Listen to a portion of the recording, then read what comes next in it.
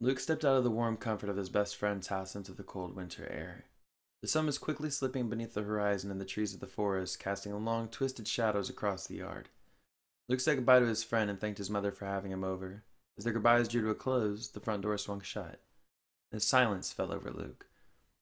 He stared out across the lawn into the twilight forest that awaited him. It was only a 15-minute walk from his friend's house to his own, and he had made that walk countless times before.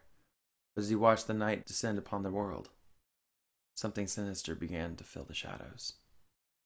Luke knew what was coming next. It didn't happen often, but he knew tonight would be coming for him. There was an acute sense of dread in the air, and he could almost feel its gaze watching him from the ever-lengthening shadows. Luke stepped off his friend's porch and into the night. Luke crossed the 30 yards from the porch to the beginning of the forest path with little incident, but as he entered the woods, he entered another realm. No longer did he live in the world of modern conveniences, where a warm, bright home was only a short walk away. Instead was a primeval existence where danger lurked in every shadow, and his only salvation was a night's march away. Luke had been walking a little over a minute when it began. Far in the distance, standing between two trees, it was there, standing, motionless, watching him. His twisted figure lit by the dying rays of the sun. No sooner had Luke seen it than it was gone, and with it vanished the last vestiges of daylight. The hunt was on. Luke began to move faster, but he had to hold himself back, knowing if he broke into a run, it would soon chase him down. This was not Luke's first time seeing the thing, and after enough encounters, he had learned the rules. He was not to run or scream, or it would be angry. If it was angry, Luke received a deep gash in his arm or in his leg. Luke had been fortunate to never anger it further. Luke knew if he just kept calm and walked home, the thing would not punish him. It would be terrifying, but he would arrive home alive. The first time he saw it, he had run home with his heart ready to rip itself out of his chest. He received a nasty cut down his leg for his troubles, and he arrived home dirty, bloody, and trembling. He had stumbled into the house and sunk to the floor, shaking and crying. When he told his mother what had happened, she dismissed the whole thing as a product of his overactive imagination. She promised to get rid of the thorn bush that had scratched him and told him to calm down. Since then, he stopped telling his mother when he saw it. And when the thing cut him, he would hide it from her. Not only did his mother blame his imagination, but so did everyone else he tried to tell. His father, his brother, even his best friend blamed his overactive imagination. His father and brother had told him to stop playing pretend and to act his age. Luke was alone with his twisted companion. Luke continued onward, trying to contain his fear. Every second he fought the urge to scream and to run for his life. Luke knew that at any moment it could appear. He might turn a corner, and it would be in the middle of the path. He might glance to the side, and see it behind the nearest tree. But no matter what, he never saw it for long. Luke was not even sure what it looked like, as it never stayed in sight long enough for him to set its appearance into his memory. But although he rarely saw it, its presence never left. Whether it was a noxious smell of filth and blood, ragged panting, or drooling, Luke knew the thing was always close by. The walk was stretching into an eternity for Luke. He felt as though he had left his friend's house hours ago, and yet it seemed there were miles and miles left to walk until he was home. Luke began to pick up the pace a little, and as his step quickened, he heard a shuffling gait behind him to begin to rustle the leaves. This was incredibly odd, as he had never heard its footsteps before. They were close, but not so close that Luke was considering bolting. Oddly, these heavy footsteps made Luke feel better. He knew he couldn't possibly be imagining them. You could hear leaves rustle and crunch beneath the pursuer's feet. You could hear it physically impacting the world. Surely this couldn't be his imagination.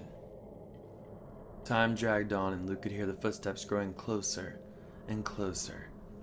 His already strained heart began to beat even faster. After a while, Luke could hear the footsteps directly behind him.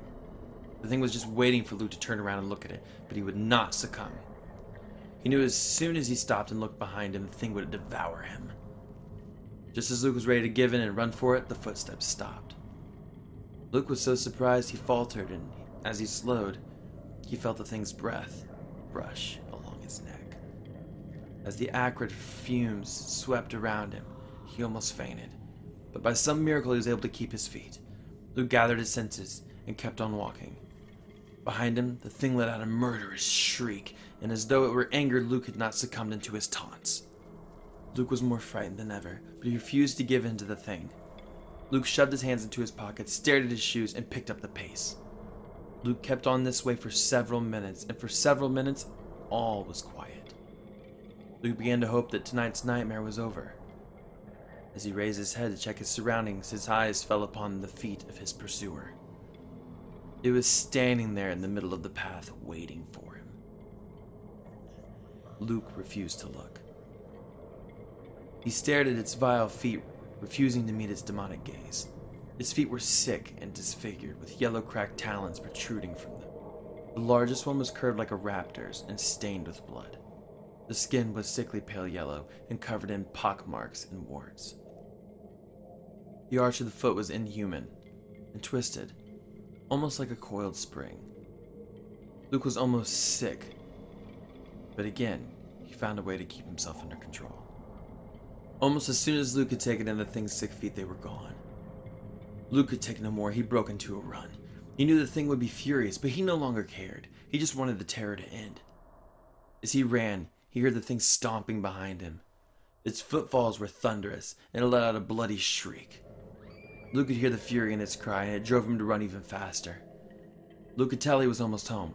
If he could hold out for 30 more seconds, he could make it out of the woods. The thing's footfalls drew even closer, and Luke was almost ready to give up. His legs were moving slower and slower by the second. His lungs were burning with each breath, and his face was growing cold as though the blood were seeping out of it. Luke caught sight of the edge of the woods, and with one maniacal last burst of energy, kept going. He heard the thing closing in. Its screams grew frenzied as it prepared to kill. But just as Luke began to feel the thing's claws sink into his shoulders, he burst beyond the tree line and onto his own lawn. Luke stumbled to his porch, wheezing the whole way. He dragged himself onto the steps and collapsed, trembling as adrenaline coursed through his exhausted body. Luke lay there in silence, trying to recover from his horrid experience, when from the woods, Luke heard a rapid shuffling. He raised his head, dreading what he might see. From out of the woods emerged the thing. Luke had no idea what to do. The things always disappeared when he left the woods. The thing had broken its own rules, and Luke was too exhausted to do anything but watch as it drew closer to him. As he came closer, he began to see it in even greater detail as it stepped into his porch light. The thing was hideous beyond belief. It was disgusting and unnatural. It had one huge red eye in the middle of its face. Below it was a crooked gash of a mouth that hung open, revealing a veritable hacksaw of bloody and black teeth. It had no nose or ears, and his head was covered in limp spikes. His shoulders were uneven as one arm was gimpy and the other shoulder twisted. The arm was withered and hung by the creature's side. Its other arm was massive and had claws matching those of its feet. Claws extended down to the ground and dragged as it marched forward. Its spine was twisted, and it seemed a miracle the thing could even walk. Luke stared in horror as it approached. He knew he was facing death. He was too physically and mentally exhausted to do anything but stare into the disfigured face of death, but extraordinarily, as the thing drew within 5 feet of him, it stopped. It stopped, and it stared at him. Luke did not know for how long they made eye contact, but after a while the thing simply turned. It ran off into the woods, far faster than Luke ever thought its twisted frame could move. Luke lay there for some time until he could muster the energy to stumble into his home. When he returned, his mother's only remark was that he was late, and he should know better than to make her worry like that. Luke numbly stumbled into his room and collapsed. He did not sleep soundly that night, or nor would he for many nights to come, but he thanked God he had survived. He didn't know what had made the thing turn back. Maybe it had some sort of twisted sense of honor that stopped it from killing a defenseless boy, or maybe it just wanted to preserve him for another night of sport. Luke didn't know, and Luke didn't care. He was just thankful to be alive. That same night, another young boy returned home late. He scrambled through the dirt with his cracked and yellow claws into the entrance of his home. As he lumbered into the dark cavern that was his home, the boy's mother demanded to know where he had been. The boy was out of breath and sweating from his earlier exertions. He could barely get out a response to his mother. He told her that he had seen the thing again. His mother told him to stop playing pretend and to go to bed. He protested that he had gotten close to it this time, looked at it, and even touched it. Told her how hideous it was with its smooth pink skin and its squashed face with two beady eyes, but it didn't seem dangerous. He didn't know why it always ignored him when he tried to be friendly, and tonight it had run away again. He felt bad because it often cut itself on all the thorns along the path when it ran.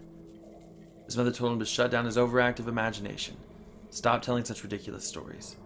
He grumbled as he shuffled into his room and lay down in his bed of worms to go to sleep. He would get the thing to talk to him one day. He just had to keep on trying. The thing often walked through his yard at night. He would just say hi to it again in a week.